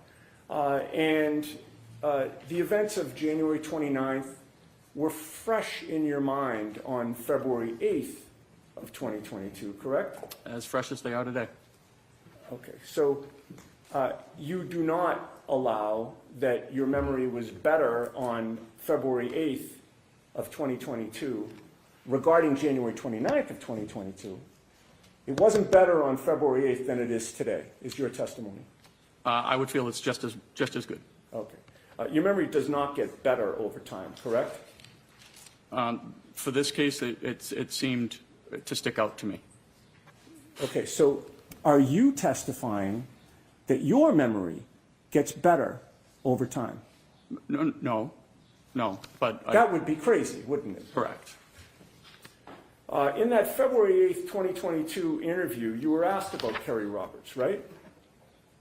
I'm sorry, what day? February 8th of 2022. Okay. You were asked about Kerry Roberts, right? I do not recall if I was or was not. You told the police that you knew Kerry Roberts from your neighborhood, correct? Okay, yes. And you've testified today that she just lived 200 yards away from you, right around the corner, right? About that. And you told police that you had seen Kerry Roberts on scene at 34 Fairview when you got there, correct? Correct. You also told police that Karen Reed, had told you about making statements about her wanting to die, correct? Correct. But on February 8th of 2022, just 10 days after these events, you never mentioned to the police during that interview that Karen was snarky in any way, correct? I don't know if I did or I didn't. I don't know if it would be in their report.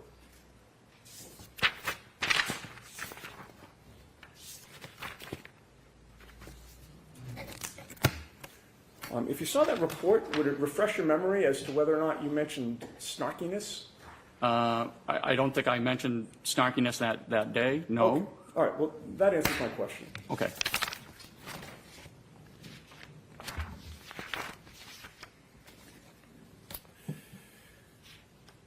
But after that interview, and of course even after January 29th of 2022, you went back to your neighborhood, the same neighborhood that you lived in with Kerry Roberts, correct? Correct. Do you still live in that neighborhood? I do. Does Kerry Roberts still live there? She does.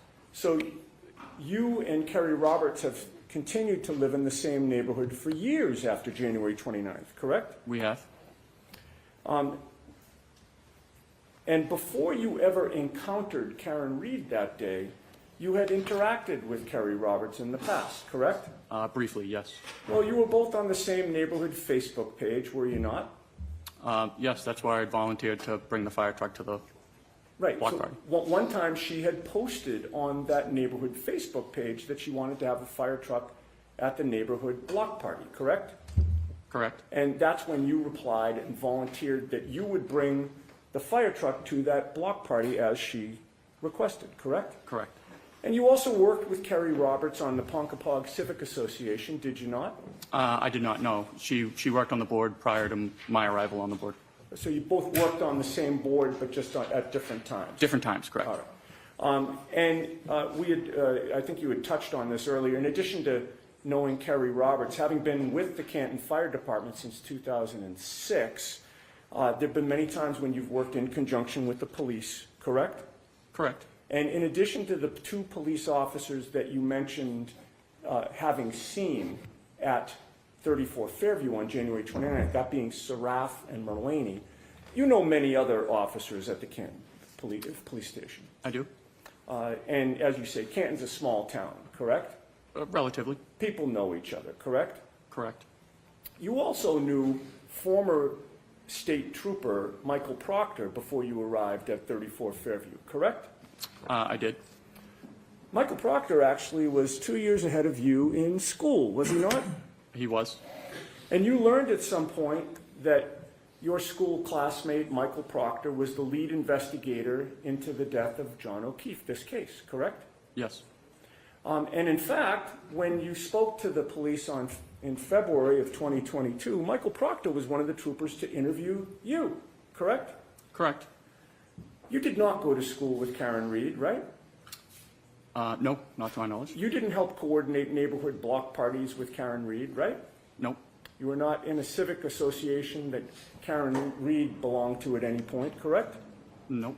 She was a stranger to you on January 29th, 2022, correct? She was a patient of mine, yes. Well, as far as you knew, she was an outsider to Canton, correct? I did not know that. You didn't live in the same neighborhood with her? I'm not sure if we did or did not. You had no personal contact with her either before or after January 29th of 2022, correct? No. All right. Now, as a result of your having gone to the scene, there's a patient care record that is generated, correct? Correct. All right. And on this issue of the snarkiness and the demonstration that you just did, there's a contemporaneous report of your team's observations from January 29th, right? Are you referring to my partner's wrong report? Yeah, the patient care report. Yes. All right. And that patient care report is dated January 29th of 2022 and is timed at 9:03 and 34 seconds a.m. Does that sound right? Sounds about right. All right. And that 9:03:34, from your knowledge of how patient care reports are generated, would that be the time that you arrived on scene or the time that the report is written? I mean, I would have to see what time, the exact time you're referring to, but it could be the time the call is closed, or it could be the time you finish the report.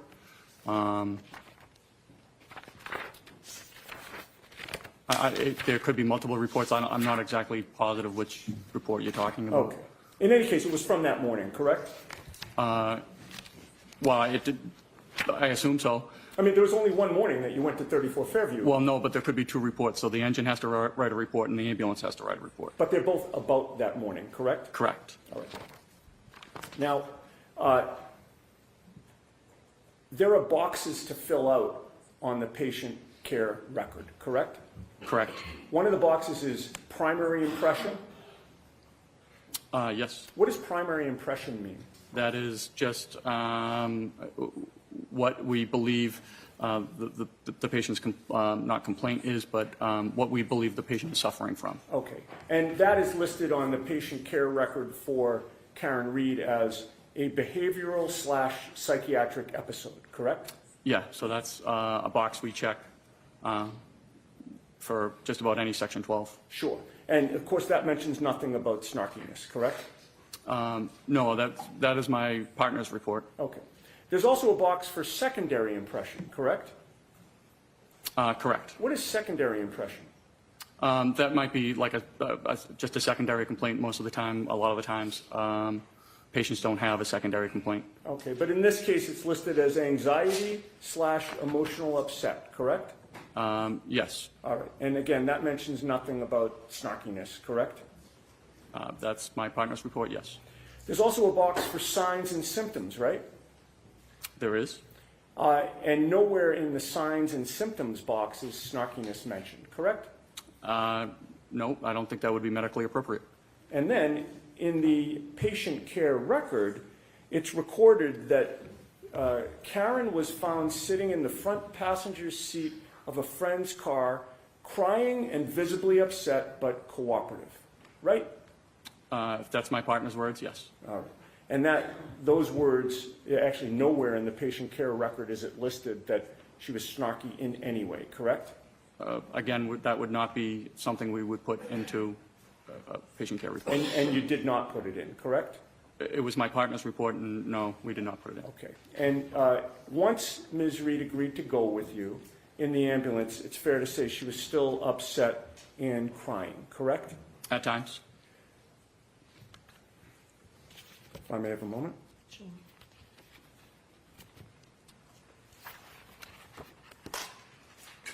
Actually, if I can just get my glasses so that I can see. Thank you.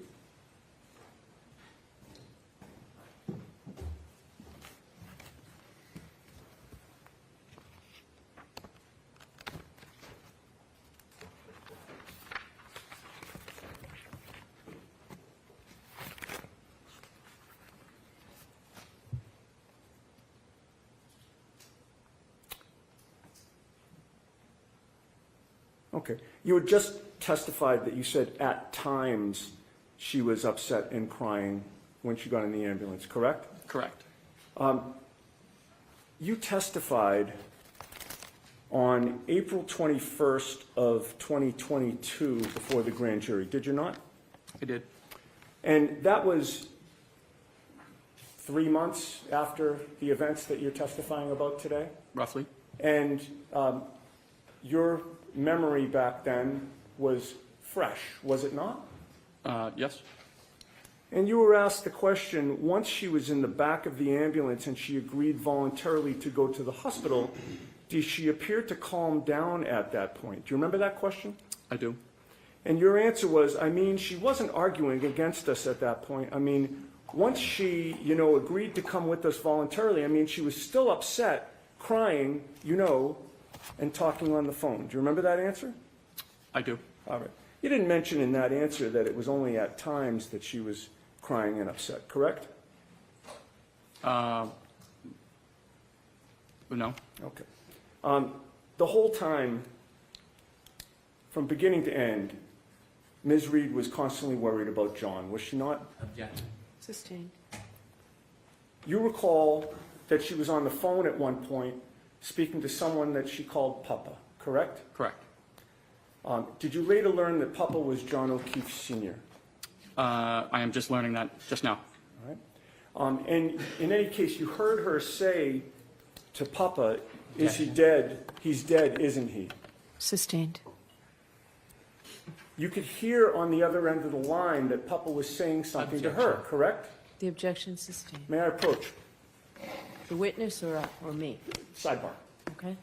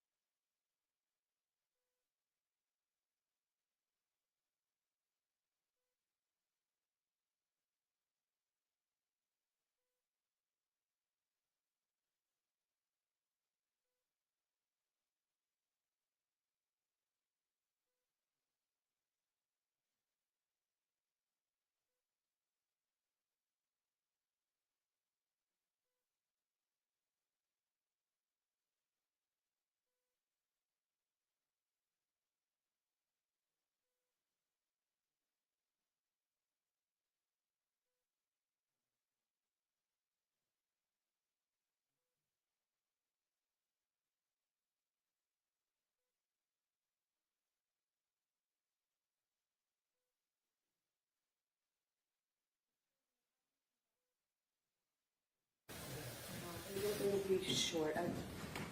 I don't want to keep you folks here until 4:30. It's been a long day. So I'm going to release you today, have you come back tomorrow. We'll make every effort to start right at 9 tomorrow. Please follow those cautions. Do not discuss this case with anyone.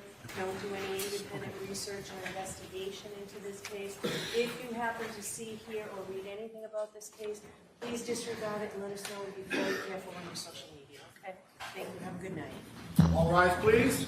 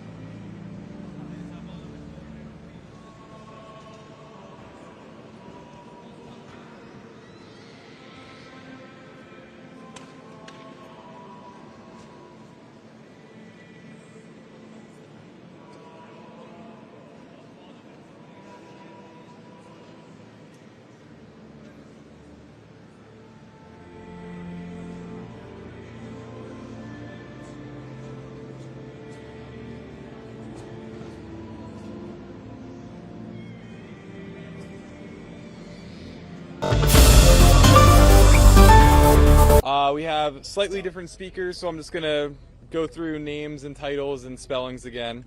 So we're going to start off with John Cecil. John spelled John, Cecil, Cecil. John is the Assistant Commissioner for State Parks, Forests, and Historic Sites, which is within the New Jersey Department of Environmental Protection. After John, we have Bill Donnelly, B-I-L-L, Donnelly, D-O-N-N-E-L-L-Y. Bill is the Chief of the New Jersey Forest Fire Service. Then finally, we're going to hear from Trevor Raynor. Trevor, T-R-E-V-O-R, Raynor, R-A-Y-N-O-R, and Trevor is a Division Forest Fire Warden. And then helping out answering any questions you guys have, we also have Will Jubert, Will, W-I-L-L, Jubert, J-U-B-E-R-T, and Will is a Section Forest Fire Warden. without further ado, John. Thank you, Jimmy. Good afternoon. As Mr. Douglas said, my name is John Cecil, Assistant Commissioner for State Parks, Forests, and Historic Sites at the New Jersey Department of Environmental Protection. As of 4 p.m. this afternoon, we are at 40% containment, 12,500 acres consumed. Throughout the day, the Forest Fire Service has been addressing lots of resident calls for hot spots and smoke flare-ups. They've been mopping up and working around the perimeter. As you've seen, we continue to work using our air fleet with bucket drops using the helicopter. That will continue until the darkness occurs this evening. Also pleased to be seeing that power has continually been being restored by JCP&L. Don't have the exact numbers on that, but the numbers keep coming up in terms of the number of residents that have their power coming back on. We're down to 532, still closed, but we are expecting that to return to open here shortly. There is one evacuation shelter still open, although that is expected to close soon as well. There are no people occupying that shelter. We do have 18 structures that continue to be threatened here along 532, but Forest Fire is paying close attention to those. And throughout the day, the Fire Investigation Task Force has been working on the origin and kind of cause of this fire, which obviously remains under investigation. That includes the Forest Fire Service, Ocean County Prosecutor's Office, State Fire Marshal. So those are the basic stats. I want to give a huge shout out to the Forest Fire Service and the team that's been going at this tirelessly for over a day now. We're going to swap crews out and give those folks a rest, and the chief will talk more about that.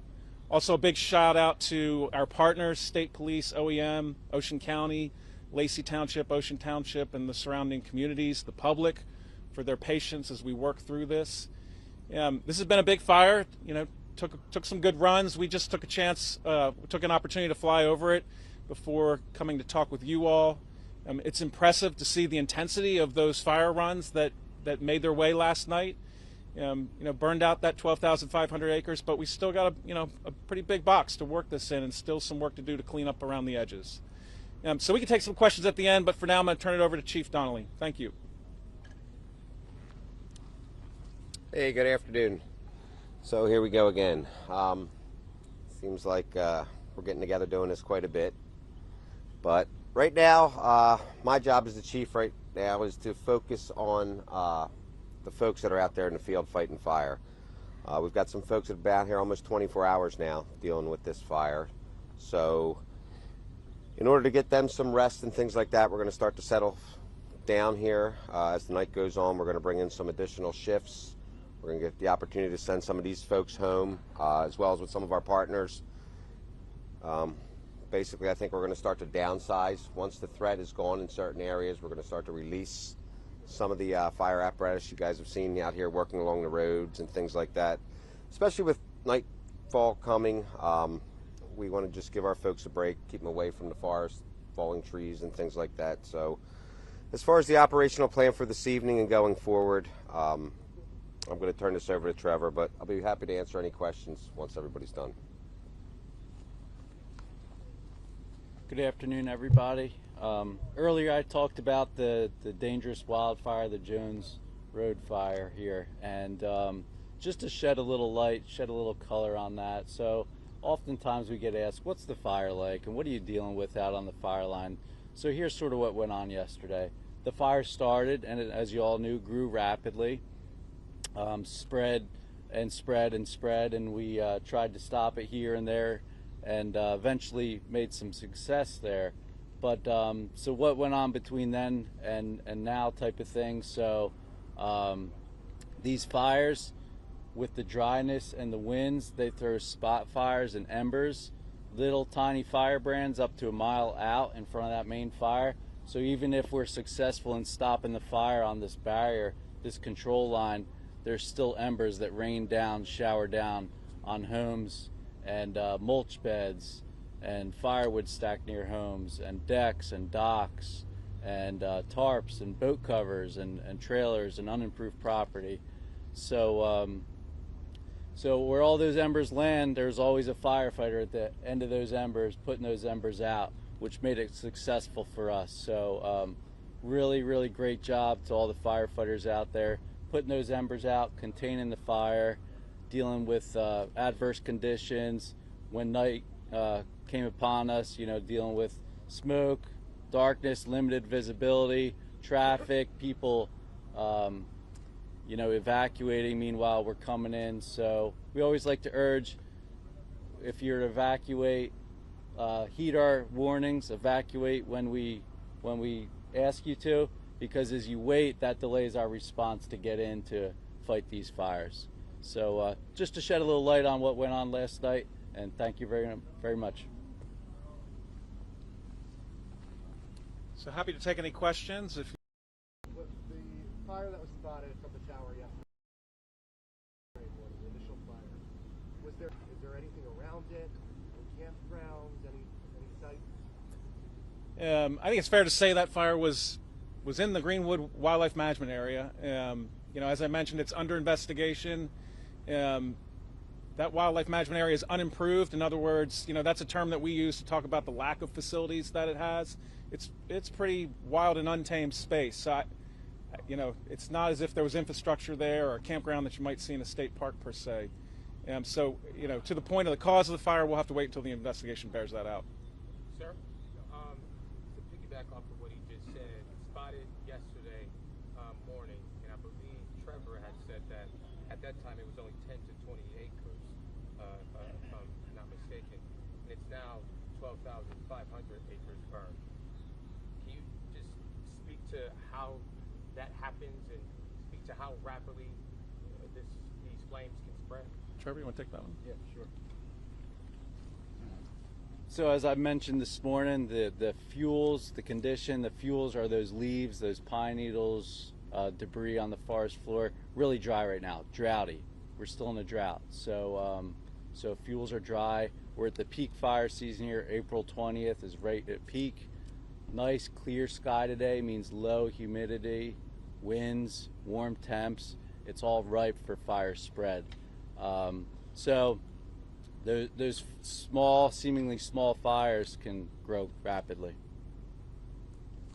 Yeah, I would just add to that, to really give yourself a perspective on what this looks like and feels like when you're up close to it. Imagine you're sitting in front of a wood stove, in an enclosed space. It's really sucking the oxygen in, and you see that fire kind of tumbling in there. That's what's happening with this fire as it grows and progresses and that intensity builds. These fires have a capability of just kind of driving that energy and building off of themselves in a way that when they get really large, tens of thousands of acres, they start to create their own weather. So the winds can pick up, and that can fuel and help spread that fire. And we were seeing those conditions on that front face as it was moving through. So it's an impressive condition. And can you talk about how many structures have been damaged? We had one commercial structure that was destroyed. There were a couple of smaller cabins, it appears, that were impacted, and some vehicles. This morning it was said that we were expecting some precipitation this weekend, and that could help getting this fully contained. 40% containment now. Are we still on track for this weekend, or is it still? We got to look to the skies and wait to see what the weather bears out. I mean, it's really dependent upon, these fires will persist for a long time until we get soaking rainfalls. And Forest Fire Service will obviously stay on them and work the spots and work the edges and keep it in the box. But to fully suppress it and keep it from spreading through the ground that it's going to consume, right? We've got leaf litter that builds up over time. It burns down into those organic layers. You need a soaking rainfall for that. So that's what we need to see. The structures that are threatened along 532 right now, are those homes? And I know that it was mentioned that some operations may be downscaled. Is there still a possibility that evacuations could be issued again or for different areas? Chief, you want to take that one? Yeah, no, I don't think so. I think basically we have the fire right up to the edge of those folks' homes. There's nothing else left to burn at this point. So as far as the fire coming in and impinging on the property or any of the improved structures in the area, that's not going to happen there anymore. So those folks are good to go at this point. I know you guys said that you guys are going to start swapping people out, so some of the folks who've been out here fighting these fires can get some rest. At what point will you all feel comfortable to just downsize the entire operation? Well, we'll continue to downsize as we need to. As we start to get the upper hand here and we don't require as many resources to keep things in check or do the patrol or the monitoring that's necessary to monitor this fire, at that point we'll start to downsize resources as well as equipment. And but for now, it's you know, we're going to go full steam ahead, at least probably for the next couple days, just based on what we're dealing with here. We still have some interior burning, and you know, depending on the weather, and nothing blows out of our lines that we're working on.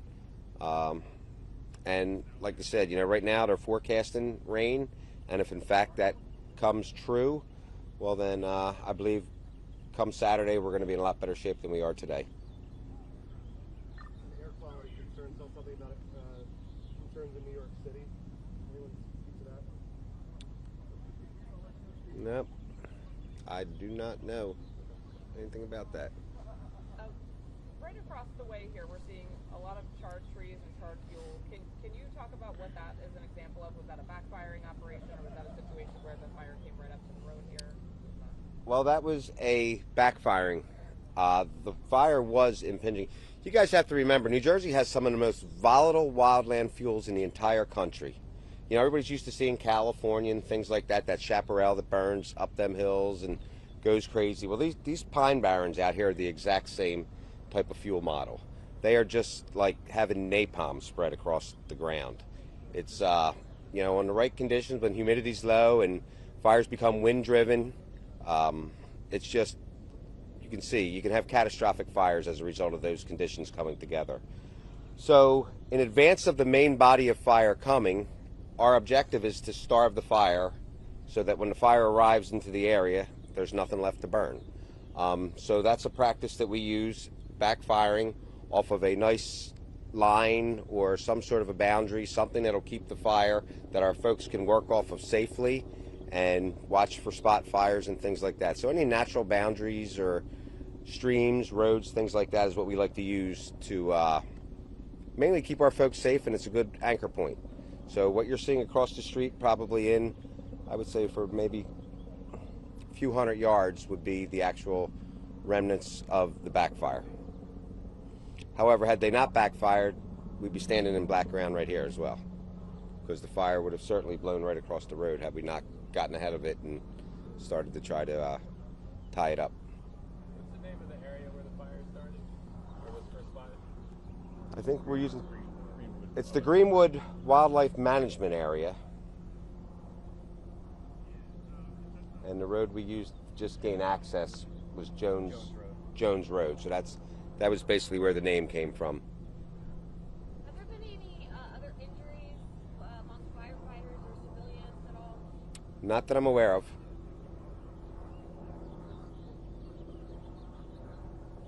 All right, unless you all have any other questions. Yeah, this is the last availability for today. We likely will do something tomorrow, mid-morning, mid to late morning, and information will come through Karen. All right, thank you very much. Appreciate your help getting the word out.